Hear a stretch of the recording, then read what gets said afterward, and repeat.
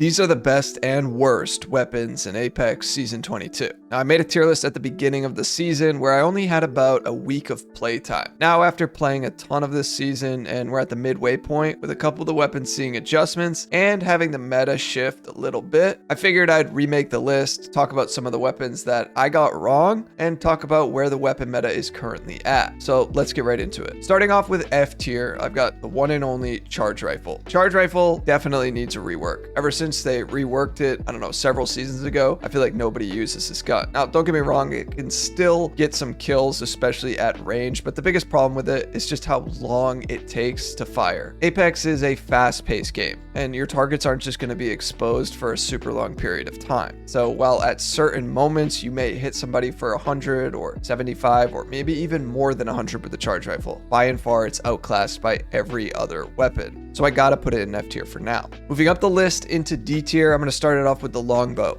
Now, there's not much to say about the longbow other than it definitely needs a buff. It's outclassed by so many other weapons currently. I rarely see players use it, and I just don't think it's that effective. A couple problems I have with it are just how slow it seems. Like, you've really got to lead with this weapon, more so than the Sentinel, and it doesn't deal nearly as much damage as the Sentinel. So while you will get more ammo per mag with the longbow, with the removal of the Skull Piercer, it's definitely one of the weaker long-range weapons to run right now. D tier for now. All right, second in D tier is the 30-30, and I placed this one higher up earlier in the split, but I was wrong. This gun I rarely see players use. It still can be decent, but once again, it's currently outclassed by several other weapons, and there are a couple reasons why. Several seasons ago, they buffed the 30-30 over and over again, and it was meta, particularly in competitive Apex and in ranked. There were a lot of players that were using this as that mid to long range weapon, but over the course of the last few seasons, they've significantly nerfed it. Now, they haven't like killed the weapon. It still can be viable if you need to run a marksman, but it's definitely, in my opinion, the weakest marksman out there. And it's not as flexible when other weapons are fulfilling that marksman or AR role. Some of these weapons I'll talk about later on in the video, but things like hip fire, if you need to swap to it, are not very predictable, and it's notorious for having bad iron sights. So you really need an optic for this gun, which limits it.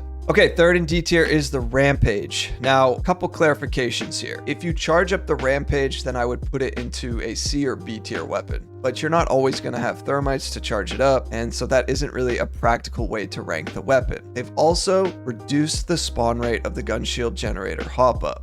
And while I don't think that significantly will impact the Rampage per se, I do think that the Rampage is the weakest LMG that we have. Part of it is due to the slower firing rate and the unpredictability with its recoil at times. However, if you are going to run the Rampage, whether by choice or you're forced to because it's the only weapon you find off drop, keep an eye out for thermites because it significantly improves this weapon. Okay, moving on to C tier now. First up is the Alternator. Now, as I mentioned in the last tier list, the Alternator is just not as good now that they removed disruptor rounds. I probably should leave it in D tier because, well, I'm never really using it these days. However, due to how user-friendly it is, I feel like C tier is rather appropriate for it. Yes, it has a very slow fire rate, but it can be very accurate, and that can be helpful for newer players. However, if you're going up against a Volt or a car, or even some of these shotguns, the Alternator is most likely going to lose unless your opponent just misses a ton of shots. So keep that in mind. However, I'm going to be generous, leave it in C tier for now, but just understand that it's heavily outclassed in Season 22. Now, I typically don't rank the weapons within each tier, but in this case, I should clarify.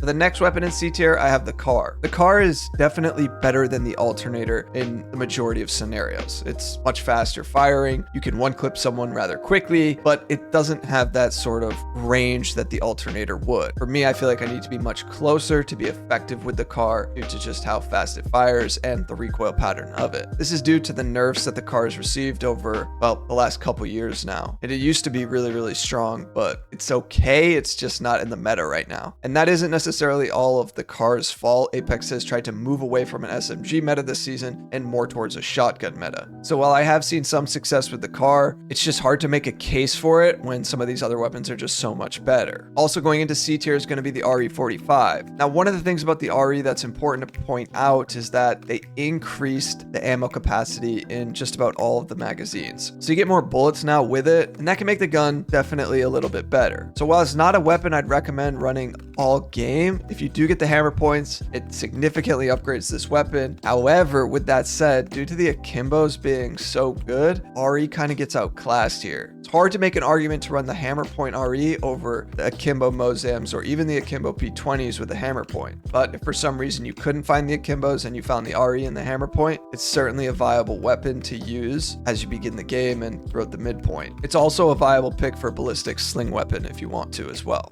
Alright, next in C tier is going to be the Prowler. Now, the Prowler didn't receive any changes or anything. It's just, once again, another weapon that has been outclassed by the current weapon meta. It can be helpful, it can be viable, but if I was going to pick out of all of these 4 weapons, I probably would go with the Car, or maybe even the RE over the Prowler. That's how much it's fallen. Burst weapons right now are just kind of in this weird spot. Apex has buffed them in the past, but then tried to nerf them. And as a result, it makes the gun kind of funky. I don't think it's terrible by any means, but it's certainly not meta, and you don't see too many players running it, at least in the higher ranked lobbies. Okay, now moving on to B tier. These are some of the weapons that you're going to want to look out for and potentially run all game if you can't find weapons that are better. Starting off B tier is the L-Star. Now, the L-Star is a strong pick this season. However, it's always been a unique weapon that hasn't always appeased everyone. And so when you get the gun shield generator hop up, it does improve this weapon, obviously. But really why this weapon's better this season is due to the hipfire buffs that they made, and that's for all LMGs if you weren't aware. If you get comfortable with this weapon, you never actually have to reload it, and while that isn't always going to be practical, it is something that this weapon has that no other weapon in the game has, and that does make it pretty good. I think for me, the problem with the L-Star not being any higher is really just due to sometimes it feels like I'm firing right at an enemy, but somehow the bullets are just not hitting them, like they're sort of doing this outlined around them. That's more at this mid-range encounter. Up close, this is less likely to occur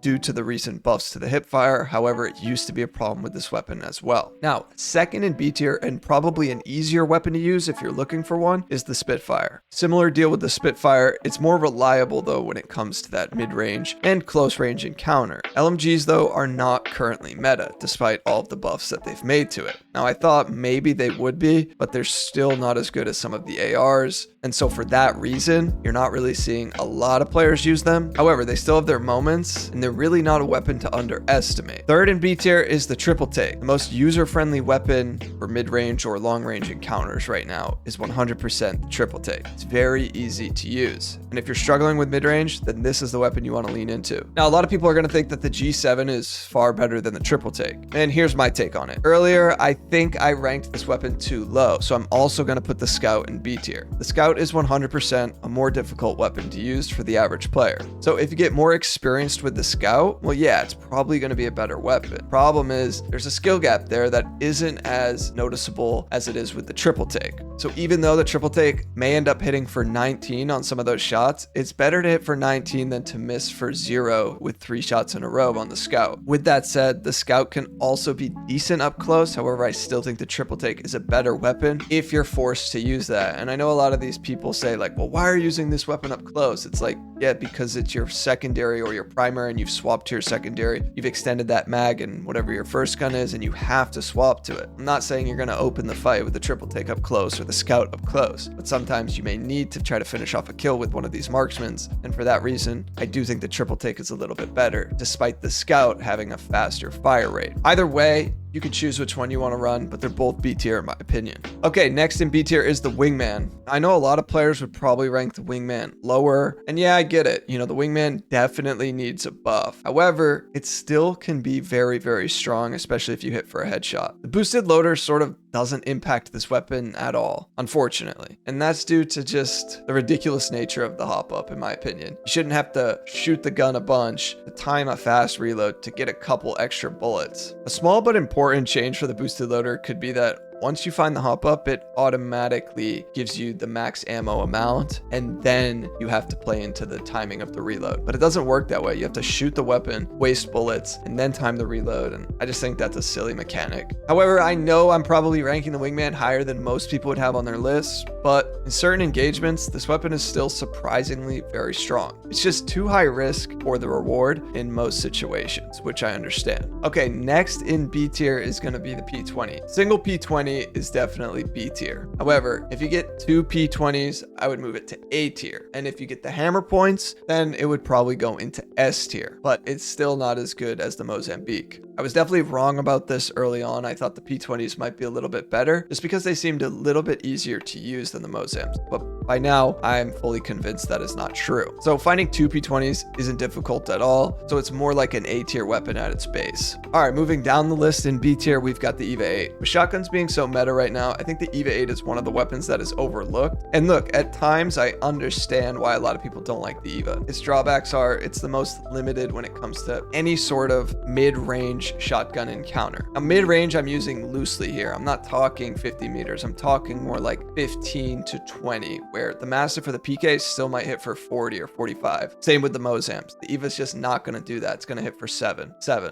right? However, where the EVA really shines is in that face-to-face encounter. And in those engagements, the EVA can be surprisingly really, really strong. And don't forget, the EVA is an automatic shotgun, so you can just hold the trigger down, and that may make things a bit easier. However, I recommend only doing this if you have a shotgun bolt, because without a bolt, the pacing of holding down the trigger for me just feels way too off, and I don't like it. So I tap fire until I get a shotgun bolt on it. Now, wrapping up B tier, and this is a controversial take here, but I've got the Hemlock. Previously, I ranked the Hemlock much higher. For me, though, there is something significantly off with this weapon since they nerfed it this season. I can't exactly put my finger on it, but for whatever reason, anytime I use this gun, I feel like it's hitting for 14 or 19, whatever the one bullet damage is out of the burst, and I'm just done with it. I would rather run any of the other ARs that I'm going to talk about here in a moment. Now, I'm not going to totally trash this weapon. B tier is pretty good. It's just fallen from being in that S to A tier range, in my opinion.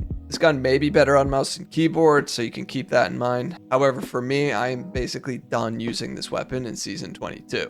And so with that said, we're moving on to A tier. And first up is the R301. 301 got slightly buffed this season just when it comes to the ammo capacity and the hip fire. And for me, I think it's still a strong gun. I haven't seen a ton of people using it. I've seen people using other weapons over this, and that's for good reason. There are weapons that are stronger than 301. However, this gun is just so easy to use. It's very consistent, and I think that that's what makes players attracted to picking it up. It can also be pretty flexible in most of the different types of encounters that you'll find yourself in. It can be good up close if you have to hip fire it. It's good at mid range and even can do some damage at long range because of its controllable recoil. Obviously, you're going to need a barrel stabilizer the further away your target is to control that recoil, but overall, this weapon is still really good in Season 22. All right, second in A tier is the Volt. Now, the Volt is definitely one of the best SMGs on floor loot for sure. It, of course, once again, isn't as good as it used to be. I feel like I say that about so many of the weapons because, well,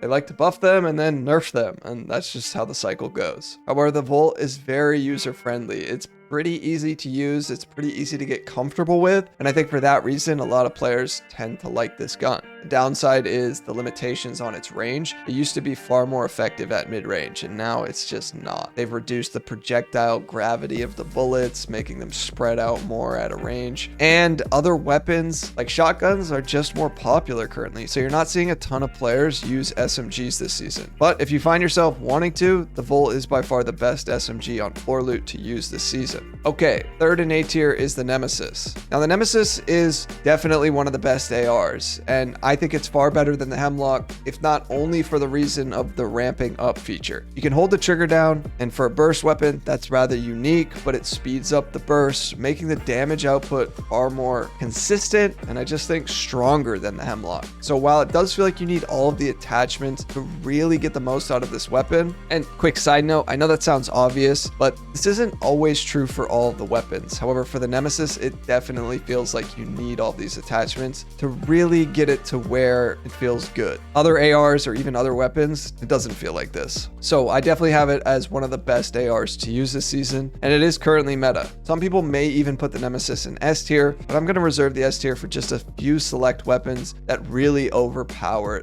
weapon meta. Okay, fourth in A tier is the flatline. Now, the flatline did get a slight nerf at the beginning of the season where they reduced the ammo capacity by 1 in several of the magazines, which in my opinion was just unnecessary. However, I do think the flatline is still a staple pick. They haven't changed it around too much over the years, which is helpful because some of the weapons, they really just change how it feels and how it works. And the flatline really hasn't seen that except with its hipfire nerf a year or two ago. So overall, this is still a heavy hitting weapon, and I think a lot of players still enjoy using it. You can't go wrong with picking up the flatline in season 22. Okay, next is the Sentinel. Sentinel is by far the best sniper on ground loot, and even at times can compete with the Kraber. Charging up a Sentinel shot can hit for 158, 132, just some insane damage numbers. And even without that, this gun feels very satisfying and far more consistent than, say, the longbow or the charge rifle when it comes to using it. It's hard to exactly describe why, but the Sentinel, in my opinion, and from what I see in my games, is by far the best sniper to use. Next is the R99. It's crazy that the R99 isn't in S tier, but honestly, I haven't seen anyone pick the R9 up over dual Mozambiques. And that just speaks to how strong the Mozams are, but also how they could have buffed the R9 a little bit more. Now, the R9 was one of the 2 weapons that did receive some changes during the split. They improved the recoil, and they increased the damage fall off to 11 when it previously was 10, but the damage fall off is a ridiculous concept for an SMG because ultimately, if you're able to control the recoil at mid-range or even not really close range, you shouldn't be penalized for that. It just is so counterintuitive.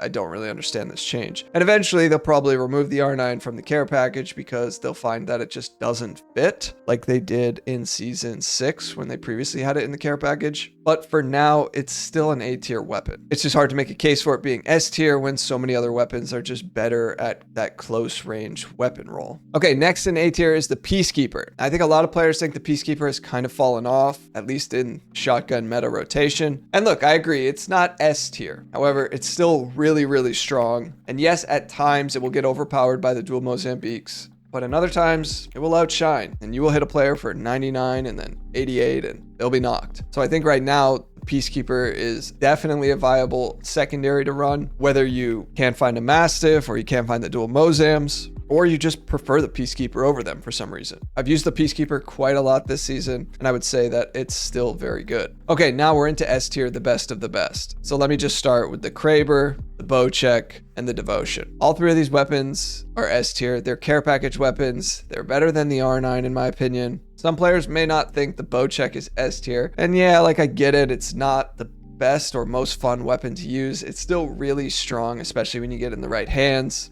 The Kraber is a bit weaker now because it's not always going to down somebody with a headshot, but look, it still will change the scope of so many fights, and I can't put it in anything less than S tier. And the Devotion, well, it got significantly buffed at the beginning of the season. It has the gun shield hop up, the hip fire is insane, and it's just incredibly overwhelming to fight against a Devotion. So S tier for all 3 of these care package weapons, which leaves us with the remaining tier. First is going to be the Havoc. Now, they've tried to nerf the Havoc again by removing the turbocharger, but that is not what this weapon needed at all. This is not going to take away its power. This is not going to take it away from the meta. Certainly not until they buff other weapons or nerf this weapon further. So even without the turbocharger, it's still an S tier pick. This gun is still continuing to dominate the meta. So many players use this, and another overwhelming weapon to go against. And second to last in S tier is going to be the Mastiff. The Mastiff is by far one of the best close range weapons to use this season. They buffed it at the beginning of the season, and while at times it does feel like you absolutely need a shotgun bolt, it's so heavy hitting that 2 or 3 pumping an enemy is just incredibly common. And so if you're not going to run the Akimbos, the Mastiff is your next best option. Okay, and that brings me to the last weapon, the Mozambiques. Okay, a singular Mozambique, yeah, probably B tier. Dual Mozambiques, S tier. Dual Mozambiques with hammer points is by far the best weapon in this game. I told you I don't typically rank them within the tier, but for this case, I've got to. And yes, I was wrong about the Mozams. I didn't think they were that strong at the beginning. So now that I've not only seen how the meta has played out, but I've also seen how incredibly easy the Akimbos are when it comes to just knocking anyone up close. Such an overwhelming combo. I'm surprised they didn't nerf it a little bit. Well, actually, I'm not, because typically they like to roll with overpowered weapons for like a full season or two. But I mean, it's been a while since we've seen a weapon this strong, which is kind of funny because the Mozambique was one of the more irrelevant weapons for the history of Apex, and now it's definitely having its time in the sun. So yes, I was wrong about the Mozams. It's the most popular gun to use right now, and I know it's frustrating a lot of players because you can get like 150 in 3 hits. However, the Akimbo Mozams are the best gun in the game right now. If you enjoyed this video and you want to learn more about how to rank up fast in Season 22, I covered it in this video here. Thanks so much for watching. Peace.